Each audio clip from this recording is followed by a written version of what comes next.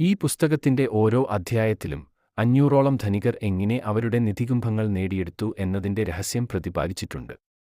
ഇവരെയെല്ലാം ദീർഘകാലമായി, വളരെയധികം വർഷങ്ങളായി ശ്രദ്ധാപൂർവം ഞാൻ വിശകലനം ചെയ്തിട്ടുണ്ട്. നൂറ്റാണ്ടിനു മുമ്പ് ആൻഡ്രൂ കാർനെജാണ് ഈ രഹസ്യം എന്റെ ശ്രദ്ധയിൽപ്പെടുത്തിയത്.